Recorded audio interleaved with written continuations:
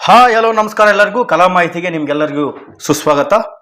ಬನ್ನಿ, ಇವತ್ತಿನ ಈ ಸಂಚಿಕೆಯಲ್ಲಿ 25/2/2024ರಲ್ಲಿ ನಡೆದಂತಹ ಸಿವಿಲ್ ಪೊಲೀಸ್ ಕಾನ್ಸ್ಟೇಬಲ್ ನೇಮಕಾತಿ ಪರೀಕ್ಷೆಯ ಪ್ರಶ್ನೆ ಪತ್ರಿಕೆಯನ್ನು ನಾವು ವಿವರಣೆ ಸಮೇತವಾಗಿ ನೋಡ್ತಾ ಹೋಗೋಣ. ಬನ್ನಿ, ಮೊದಲನೇ ಪ್ರಶ್ನೆ ಹೀಗಿದೆ: TKDL ಎಂದರೆ ಅಂತೇಳಿ ಕೇಳಿದ್ದಾರೆ. ನೋಡಿ, TKDL ಎಂದರೆ ಇದೊಂದು ಡಿಜಿಟಲ್ ಗ್ರಂಥಾಲಯ. ನೆನಪಿರಲಿ, ಇದೊಂದು ಡಿಜಿಟಲ್ ಗ್ರಂಥಾಲಯ. ಸರ್, ಹಾಗಾದ್ರೆ TKDL ಇದು ವಿಸ್ತೃತ ರೂಪ ಏನಂತಂದ್ರೆ ನೋಡಿ, ಟ್ರೆಡಿಷನಲ್ ನಾಲೆಡ್ಜ್ ಡಿಜಿಟಲ್ ಲೈಬ್ರರಿ. ಇದು ಫುಲ್ ಫಾರ್ಮ್ ಗೊತ್ತಿದ್ರೆ ಇದಕ್ಕೆ ನೀವು ಆನ್ಸರ್ ಮಾಡ್ತೀರಾ. ಡಿಜಿಟಲ್ ಗ್ರಂಥಾಲಯ ಇದಕ್ಕೆ ಸರಿಯಾದ ಉತ್ತರ. ಮುಂದಿನ ಪ್ರಶ್ನೆ: ಕೆಳಗಿನವುಗಳಲ್ಲಿ ಯಾವುದು ಯುನೈಟೆಡ್ ನೇಷನ್ಸ್ ವಿಶ್ವಸಂಸ್ಥೆಯೊಂದಿಗೆ ಕೆಲಸ ಮಾಡುವ ವಿಶ್ವಸಂಸ್ಥೆಯ ವಿಶೇಷ ಅಂಗಸಂಸ್ಥೆಯಾಗಿದೆ ಅಂತೇಳಿ ಕೇಳಿದ್ದಾರೆ. ನೋಡ್ರಿ, ವಿಶ್ವಸಂಸ್ಥೆಯೊಂದಿಗೆ ಒಂದು ಕೆಲಸ ಮಾಡುವಂತಹ ವಿಶೇಷ ಸಂಸ್ಥೆಯಾಗಿದೆ ಅಂತ ಕೇಳಿದರೆ ಸರಿಯಾದ ಉತ್ತರ ವಿಶ್ವ ಆರೋಗ್ಯ ಸಂಸ್ಥೆ. ನೋಡಿ, ವಿಶ್ವ ಆರೋಗ್ಯ ಸಂಸ್ಥೆ, ವರ್ಲ್ಡ್ ಹೆಲ್ತ್ ಆರ್ಗನೈಜೇಷನ್, ಇದು ವಿಶ್ವಸಂಸ್ಥೆಯ ವಿಶೇಷ ಅಂಗಸಂಸ್ಥೆ. ಇದೊಂದು ವಿಶೇಷ ಅಂಗಸಂಸ್ಥೆ.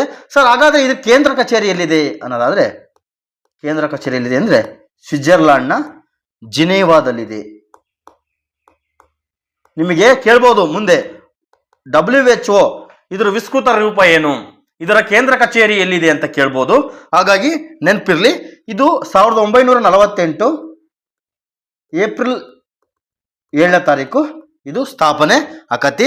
ಹಾಗಾಗಿ ವಿಶ್ವ ಆರೋಗ್ಯ ದಿನ ಅಂತೇಳಿ ಏಪ್ರಿಲ್ 7 ನಾವು ಆಚರಣೆ ಮಾಡ್ತೇವೆ. ಮುಂದಿನ ಪ್ರಶ್ನೆ: ಕಂಪನಿಗಳ ಕಾಯ್ದೆಯಿಂದ ನಿಯಂತ್ರಿಸಲ್ಪಡುವ CSR ಪರಿಕಲ್ಪನೆಯು ಯಾವುದಕ್ಕೆ ಸಂಬಂಧಿಸಿದೆ ಅಂತೇಳಿ ಕೇಳಲಾಗಿದೆ. ನೋಡಿ, CSR ಯಾವುದಕ್ಕೆ ಅಂತಂದ್ರೆ ಸಾಮಾಜಿಕ ಜವಾಬ್ದಾರಿ.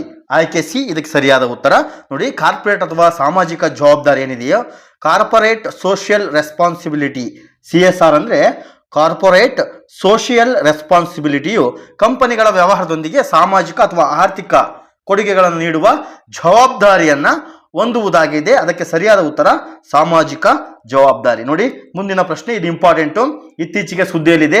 BS2, BS5 ಮತ್ತು BS6 ಇವುಗಳು ಅಂತೇಳಿ ಕೇಳಲಾಗಿದೆ. ನೋಡಿ, ಹೊರಸೂಸುವಿಕೆಯ ಮಾನದಂಡಗಳು ನಿಮ್ಗೆ ಗೊತ್ತಿರ್ಬೋದು. ವಾಹನಗಳು ಹಾನಿಕಾರಕ ಅನಿಲಗಳ ಹೊರಸೂಸುವಿಕೆಯನ್ನ ನಿಯಂತ್ರಿಸಲು ಭಾರತ ಸರ್ಕಾರವು ತನ್ನ ಮೊದಲ ಭಾರತ್ ಸ್ಟೇಜ್, ನೋಡಿ BS ಅಂದ್ರೆ ಭಾರತ್ ಸ್ಟೇಜ್ ನಿಯಂತ್ರಣವನ್ನ ಜಾರಿಗೆ ತರ್ತತಿ, ಅಂದ್ರೆ ಘೋಷಣೆ ಮಾಡ್ತತಿ. ಈಗೇನು ನಾವು ಇವತ್ತು ಏನು ಬಳಕೆಯಲ್ಲಿದೆಯೋ ಅದು BS6 ಇವತ್ತು ಬಳಕೆಯಲ್ಲಿರುವಂತಹ ವಾಹನ, ಅಂದ್ರೆ ತಯಾರಕರು BS6 ವಾಹನವನ್ನ ತಯಾರಿಸಬೇಕು ಅಂತೇಳಿ ಕೇಂದ್ರ ಸರ್ಕಾರ ಒಂದು ಯೋಜನೆಯನ್ನ ಹಾಕೊಂಡಿದೆ. ಮುಂದಿನ ಪ್ರಶ್ನೆ: ಯಾವ ರಾಜ್ಯವು ತನ್ನ ಗಡಿಗಳನ್ನು ಗರಿಷ್ಠ ಅಥವಾ ಅತಿ ಹೆಚ್ಚು ರಾಜ್ಯಗಳೊಂದಿಗೆ ಹಂಚಿಕೊಳ್ಳುತ್ತದೆ ಅಂತೇಳಿ ಕೇಳಲಾಗಿದೆ. ಯಾವ ರಾಜ್ಯ ಅತಿ ಹೆಚ್ಚು, ನೀವು ನೋಡ್ಬೋದು, ಅತಿ ಹೆಚ್ಚು ಯಾವ ರಾಜ್ಯ ಹಂಚಿಕೊಳ್ಳುತ್ತದೆ ಅಂತಂದ್ರೆ ಉತ್ತರ ಪ್ರದೇಶ. ಸರ್, ಹಾಗಾದ್ರೆ ಎಷ್ಟು ರಾಜ್ಯಗಳು ಅಂದ್ರೆ 9 ರಾಜ್ಯಗಳು, ಅಂದ್ರೆ 8 ರಾಜ್ಯ ಪ್ಲಸ್ 1 ಕೇಂದ್ರಾಡಳಿತ ಪ್ರದೇಶಗಳ ಗಡಿಯನ್ನ ಹಂಚಿಕೊಂಡಿದೆ. ಸರ್, ಹಾಗಾದ್ರೆ ಯಾವ್ಯಾವ ಅಂದ್ರೆ ನೋಡಿ, ಉತ್ತರಾಖಂಡ ಆಗಿರ್ಬೋದು, ಹಿಮಾಚಲ ಪ್ರದೇಶ, ದೆಹಲಿ, ಹರಿಯಾಣ, ರಾಜಸ್ಥಾನ, ಮಧ್ಯಪ್ರದೇಶ, ಛತ್ತೀಸ್ಗಢ, ಬಿಹಾರ ಮತ್ತು ಜಾರ್ಖಂಡ್. ಸರ್, ಇದರಲ್ಲಿ ದೆಹಲಿ ಏನಿದೆಯೋ ಇದು ಕೇಂದ್ರಾಡಳಿತ ಪ್ರದೇಶ. ಸರ್, ಹಾಗಾದ್ರೆ ಭಾರತದೊಂದಿಗೆ ಅತಿ ಹೆಚ್ಚು ಗಡಿಯನ್ನು ಹಂಚಿಕೊಂಡಿರುವಂತಹ ದೇಶ ಯಾವುದಂದ್ರೆ ಬಾಂಗ್ಲಾದೇಶ. ನೆನಪಿರಲಿ ನಿಮಗೆ, ಬಾಂಗ್ಲಾದೇಶ ಅತಿ ಹೆಚ್ಚು ಗಡಿಯನ್ನ ಹೊಂದಿಕೊಂಡಿದೆ. ಅದೆಷ್ಟು? 4096 ಕಿಲೋಮೀಟರ್.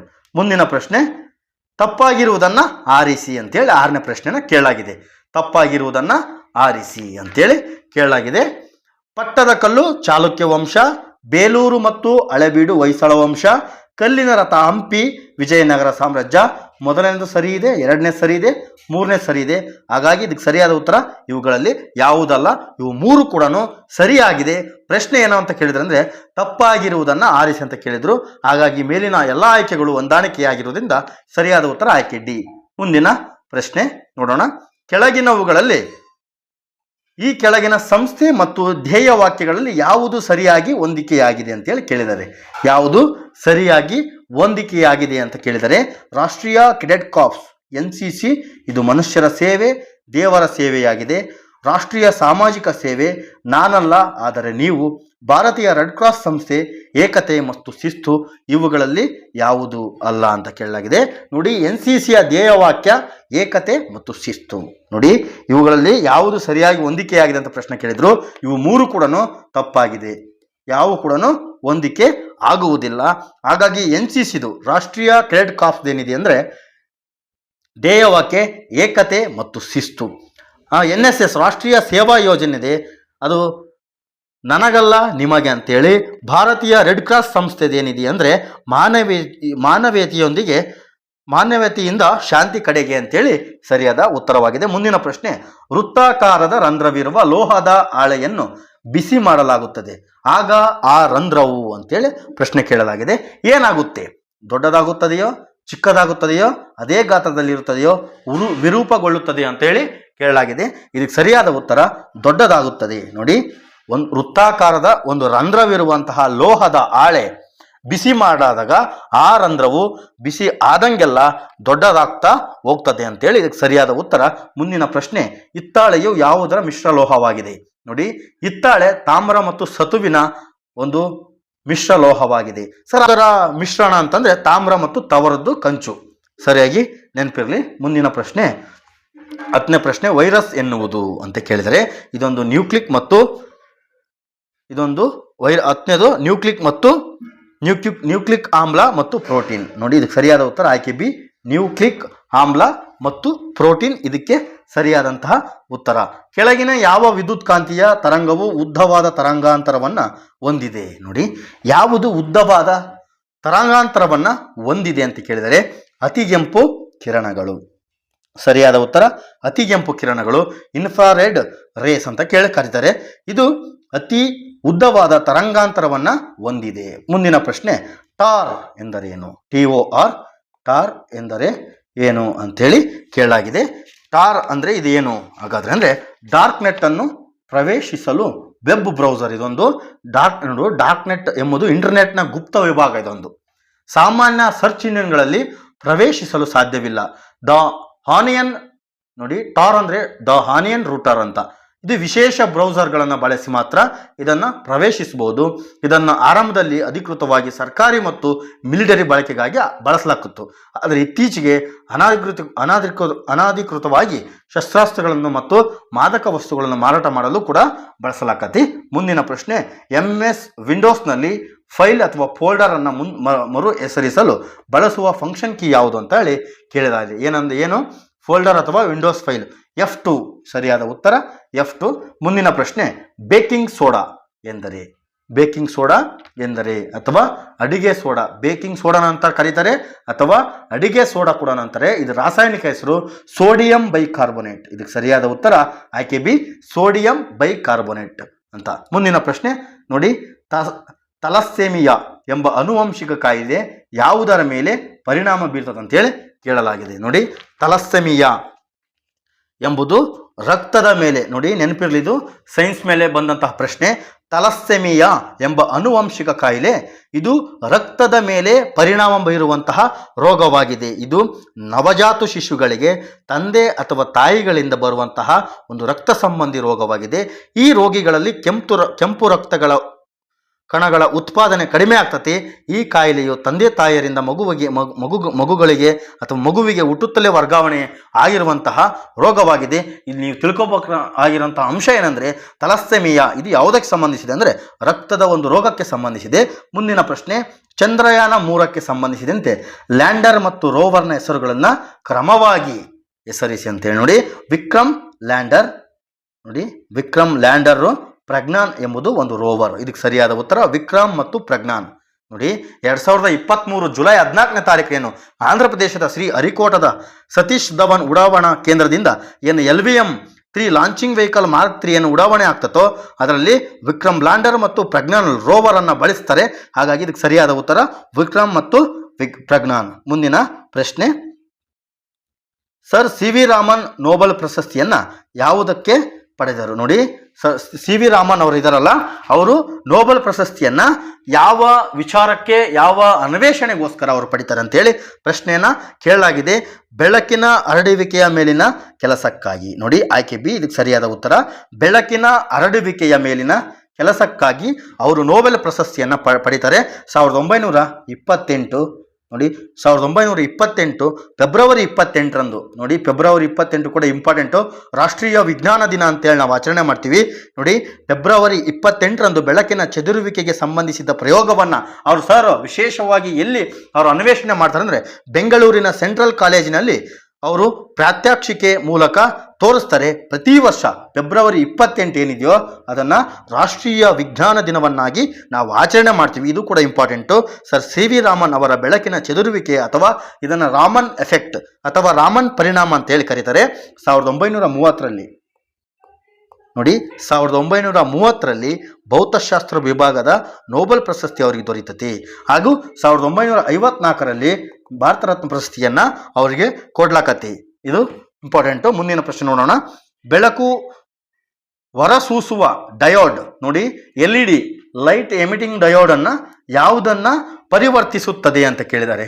ನೋಡಿ, ಬೆಳಕು ಹೊರಸೂಸುವ ಡಯೋಡ್ ಯಾವುದನ್ನು ಪರಿವರ್ತಿಸುತ್ತಂದರೆ ವಿದ್ಯುತ್ ಶಕ್ತಿಯನ್ನು ಬೆಳಕಿನ ಶಕ್ತಿಯನ್ನಾಗಿ. ನೋಡಿ, ವಿದ್ಯುತ್ ಶಕ್ತಿಯನ್ನು ಬೆಳಕಿನ ಶಕ್ತಿಯನ್ನಾಗಿ ಪರಿವರ್ತತೆ ಯಾವುದು? Light emitting diode. ಇದು ವಿದ್ಯುತ್ ಶಕ್ತಿಯನ್ನು ಬೆಳಕಿನ ಶಕ್ತಿಯನ್ನಾಗಿ ಪರಿವರ್ತಿಸುತ್ತೆ. ಬೆಳಕನ್ನು ಹೊರಸೂಸುವ ಈ ಡಯೋಡ್ಗಳನ್ನು ಡಿಜಿಟಲ್ ಡಿಸ್ಪ್ಲೇ ಅಥವಾ ವಿದ್ಯುನ್ಮಾನ ಯಂತ್ರಗಳಲ್ಲಿ ಬಳಸಲಾಕತಿ. ಮುಂದಿನ ಪ್ರಶ್ನೆ ನೋಡ್ತಾ ಹೋಗೋಣ. ಮಾರ್ಸ್. ನೋಡಿ, ಮಂಗಳ ಗ್ರಹದ ಮೇಲಿನ ನಾಸಾ ನಿರ್ವಹಿಸುತ್ತಿರುವ ಸ್ವಾಯತ್ತ ಹೆಲಿಕಾಪ್ಟರ್ನ ಹೆಸರೇನು ಅಂತೇಳಿ ಕೇಳಲಾಗಿದೆ. ಏನು? ಮಾರ್ಸ್ ಗ್ರಹದ ಮೇಲೆ ನಾಸಾ ನಿರ್ವಹಿಸುತ್ತಿರುವ ಸ್ವಾಯತ್ತ ಹೆಲಿಕಾಪ್ಟರ್ನ ಹೆಸರು ಏನು ಅಂತ ಕೇಳಿದರೆ ಇದು ಕರೆಂಟ್ ಅಫೇರ್ಸ್. ಇದಕ್ಕೆ ಸಂಬಂಧಪಟ್ಟಂತೆ ಇಂಜುನಿಟಿ ಇದಕ್ಕೆ ಸರಿಯಾದ ಉತ್ತರ. ಮುಂದಿನ ಪ್ರಶ್ನೆ 20ನೇ ಪ್ರಶ್ನೆ. ಕೆಳಗಿನ ಯಾವ ರಾಜ್ಯ ವಿಧಾನ ಪರಿಷತ್ತು ಹೊಂದಿಲ್ಲ? ಯಾವ ರಾಜ್ಯ ವಿಧಾನ ಪರಿಷತ್ತನ್ನು ಹೊಂದಿಲ್ಲ ಅಂತ ಕೇಳಿದರೆ ಸರಿಯಾದ ಉತ್ತರ ಮಧ್ಯಪ್ರದೇಶ ವಿಧಾನ ಪರಿಷತ್ ಅಥವಾ MLCಯನ್ನು ಅದು ಹೊಂದಿಲ್ಲ. ಭಾರತದಲ್ಲಿ 6 ರಾಜ್ಯಗಳು ವಿಧಾನ ಪರಿಷತ್ತನ್ನು ಹೊಂದಿದ್ದಾವೆ. ಕರ್ನಾಟಕ ಆಗಿರ್ಬೋದು, ಮಹಾರಾಷ್ಟ್ರ ಮತ್ತು ಉತ್ತರ ಪ್ರದೇಶ ಹಾಗೂ ಆಂಧ್ರ ಪ್ರದೇಶ, ತೆಲಂಗಾಣ ಮತ್ತು ಬಿಹಾರ ವಿಧಾನಸಭೆ ಮತ್ತು ವಿಧಾನ ಪರಿಷತ್ ಎಂಬ 2 ಸದನಗಳನ್ನು ಹೊಂದಿರುವ ವಿಧಾನ ಮಂಡಲವನ್ನು ದ್ವಿಸದನ ಅಂತ ಕರಿತೀವಿ. ಇದು ವಿಶೇಷವಾಗಿ 169ನೇ ವಿಧಿ ಅನ್ವಯ ರಾಜ್ಯದ ವಿಧಾನಸಭೆಯು ವಿಶೇಷ ಬಹುಮತದಿಂದ ಈ ನಿರ್ಣಯವನ್ನು ಅಂಗೀಕರಿಸಿ ಸಂಸತ್ತಿನ ಒಪ್ಪಿಗೆ ಪಡೆಯುವ ಮೂಲಕ ಆ ರಾಜ್ಯದಲ್ಲಿ ವಿಧಾನ ಪರಿಷತ್ತನ್ನು ಸೃಜನೆ ಮಾಡಬಹುದು. ಅಸ್ತಿತ್ವದಲ್ಲಿರುವಂತಹ ವಿಧಾನ ಪರಿಷತ್ತನ್ನು ರದ್ದುಗೊಳಿಸಬಹುದು ಅಂತ ಹೇಳಿ ತಿಳಿಸಿಕೊಡ್ತೈತಿ. ಮುಂದಿನ ಪ್ರಶ್ನೆ 21ನೇ ಪ್ರಶ್ನೆ. ಮಂತ್ರಿ ಮಂಡಲದ ಸದಸ್ಯರು ಸಾಮೂಹಿಕವಾಗಿ ಯಾವುದಕ್ಕೆ ಜವಾಬ್ದಾರರಾಗಿರ್ತಾರೆ? ಸಾಮೂಹಿಕ ಅಂದರೆ ಎಲ್ಲರೂ ಒಟ್ಟಾಗಿ ಯಾವುದಕ್ಕೆ ಜವಾಬ್ದಾರರಾಗಿರ್ತಾರೆ ಅಂದರೆ ಹೌಸ್ ಆಫ್ ಪೀಪಲ್. ನೋಡಿ, house of people Lok Sabha, house of people ಇದು ಜನರ ಸದನ ಒಂದು. ಇದಕ್ಕೆ ಸಾಮೂಹಿಕವಾಗಿ ಇವರು ಜವಾಬ್ದಾರರಾಗಿರ್ತಾರೆ. 74ನೇ ವಿಧಿ ಅನ್ವಯ ಇದ್ರ ಬಗ್ಗೆ ತಿಳಿಸ್ಕೊಡ್ತತಿ. ಮುಂದಿನ ಪ್ರಶ್ನೆ ನೋಡೋಣ.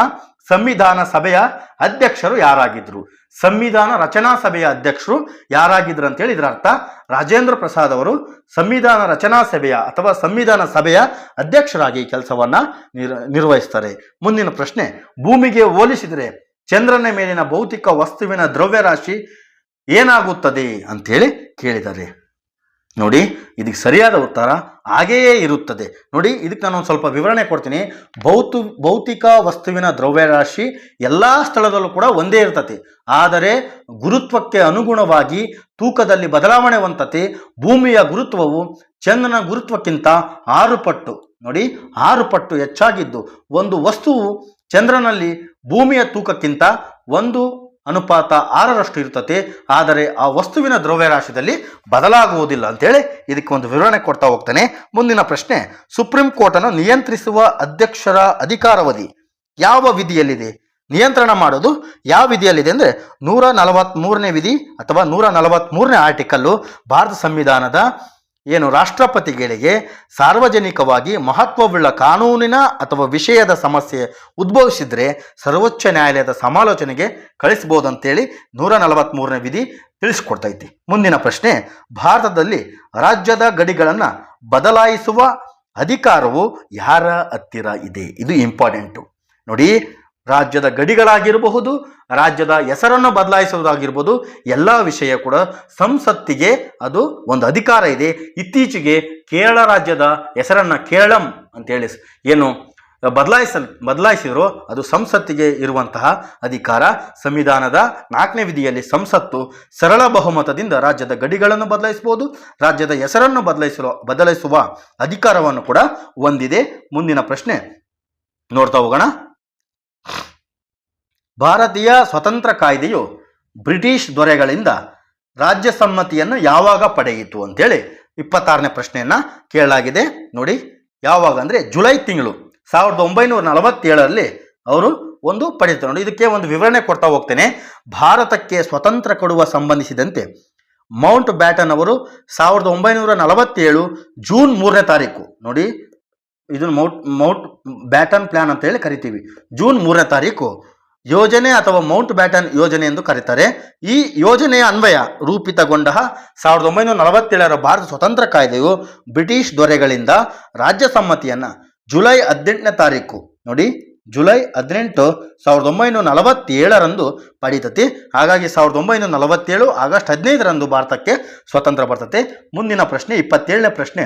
ರಾಜ್ಯ ನೀತಿಯ ನಿರ್ದೇಶನ ತತ್ವಗಳನ್ನು ಈ ಕೆಳಗಿನ ಯಾವ ಲೇಖನಗಳಲ್ಲಿ ಸೇರಿಸಲಾಗಿದೆ ಅಂತೇಳಿ ಕೇಳಲಾಗಿದೆ.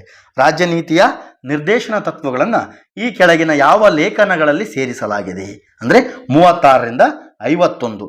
ಸಂವಿಧಾನದ ಭಾಗ 4ರ ಅನ್ವಯ 36ರಿಂದ, ನೋಡಿ ಭಾಗ 4 ಇದು ಕೂಡ ಇಂಪಾರ್ಟೆಂಟು, 4ರ ಅನ್ವಯ 36ರಿಂದ 51ನೇ ವಿಧಿಯವರೆಗೆ ಒಂದು ಒದಗಿಸಲಾಗಿದೆ.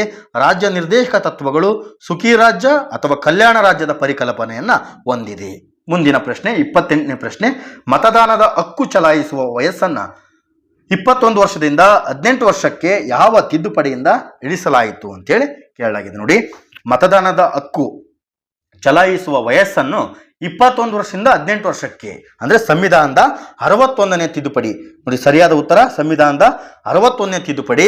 1988ರಲ್ಲಿ ಮಾಡಲಾದಂತಹ 61ನೇ ಸಂವಿಧಾನಿಕ ತಿದ್ದುಪಡಿ ಕಾಯ್ದೆಯಲ್ಲಿ ಮತದಾನದ ವಯಸ್ಸನ್ನು 21ರಿಂದ 18 ವರ್ಷಕ್ಕೆ ಇಳಿಸ್ತತೆ. 1989ರ ಲೋಕಸಭಾ ಚುನಾವಣೆಯಲ್ಲಿ ಮೊದಲ ಬಾರಿಗೆ ಜಾರಿಗೆ ಬರ್ತತೆ. ಆಗ ಪ್ರಧಾನಮಂತ್ರಿಗಳು ರಾಜೀವ್ ಗಾಂಧಿ ಅವರು ಕರ್ತವ್ಯವನ್ನು ನಿರ್ವಹಿಸ್ತಾರೆ. ಬನ್ನಿ ಮುಂದಿನ ಪ್ರಶ್ನೆ ನಾವು ನೋಡ್ತಾ ಹೋಗೋಣ. ಸಂವಿಧಾನ ಸಭೆಯಲ್ಲಿ ವಸ್ತುನಿಷ್ಠ ನಿರ್ಣಯವನ್ನ ಯಾರು ಮಂಡಿಸಿದರು ಅಂತೇಳಿ ಕೇಳಲಾಗಿದೆ. ಸರಿಯಾದ ಉತ್ತರ ಜವಾಹರ್ಲಾಲ್ ನೆಹರು. ಇದಕ್ಕೆ ವಿವರಣೆ ಕೊಡ್ತಾ ಹೋಗ್ತಾ ಹೋದರೆ 1946 ಡಿಸೆಂಬರ್ 13ರಂದು ಜವಾಹರ್ಲಾಲ್ ನೆಹರು ಅವರು ಭಾರತದ ಸಂವಿಧಾನ ರಚನಾ ಸಭೆಗೆ ಧ್ಯೇಯಗಳ ನಿರ್ಣಯ ಆಬ್ಜೆಕ್ಟಿವ್ ರೆಸಲ್ಯೂಷನ್ ಅನ್ನು ನೀಡ್ತಾರೆ. ಈ ಧ್ಯೇಯಗಳ ನಿರ್ಣಯವೇ ಸಂವಿಧಾನದ ಪೀಠಿಕೆ ಅಥವಾ ಪ್ರಸ್ತಾವನೆ ಅಥವಾ ಪ್ರಿಯಂಬಲ್ ಆಗಿ ಅಳವಡಿಸಿಕೊಳ್ಳಲಾಗ್ತದೆ. ಅದನ್ನೇ ವಸ್ತುನಿಷ್ಠ ನಿರ್ಣಯ ಅಂತೇಳಿ ನಾವು ಕರಿತೇವೆ. ಮುಂದಿನ ಪ್ರಶ್ನೆ ನೋಡಿ, ಸಂವಿಧಾನದ 371A ಈ ವಿಧಿಯು ಯಾವ ರಾಜ್ಯಕ್ಕೆ ಅವಕಾಶವನ್ನು ಒದಗಿಸಿಕೊಡ್ತದೆ ಅಂದರೆ ನಾಗಾಲ್ಯಾಂಡ್ ರಾಜ್ಯಕ್ಕೆ ಇದು ಅವಕಾಶವನ್ನ ಒದಗಿಸಿಕೊಡ್ತದೆ. ನೀವು ನೋಡ್ತಾ ಹೋಗ್ಬೋದು. ಸಂವಿಧಾನದ 371 ವಿದರ್ಭ ಮತ್ತು Saurashtra, 371A Nagaland, B Assam, C Manipur, D Andhra Pradesh, E ಕೇಂದ್ರೀಯ ವಿಶ್ವವಿದ್ಯಾಲಯ, ಎಫ್ ಬಂದರೆ ಸಿಕ್ಕಿಮು, ಜಿ ಬಂದರೆ Mizoram, H Arunachal Pradesh, I Goa, 371J Kalyana Karnataka. ಇಷ್ಟು ಇಲ್ಲಿಗೆ 30 ಪ್ರಶ್ನೆಗಳನ್ನು ನಾವು ಇವತ್ತು ಬಿಡಿಸಿದ್ದೀವಿ. ಮುಂದಿನ ಸಂಚಿಕೆಯಲ್ಲಿ 30ರಿಂದ 60 ಪ್ರಶ್ನೆಗಳನ್ನು ನಾವು ಬಿಡಿಸ್ತಾ ಹೋಗೋಣ. ವಿಡಿಯೋ ಲೆಂತ್ ಆದರೆ ಅದು ಸ್ವಲ್ಪ ನೋಡುವಾಗ ಬೇಜಾರು ಅನಿಸ್ಬೋದು. ಮುಂದಿನ ಸಂಚಿಕೆಯಲ್ಲಿ ಸಿಗೋಣ. ಎಲ್ಲರಿಗೂ ನಮಸ್ಕಾರ, ಧನ್ಯವಾದಗಳು.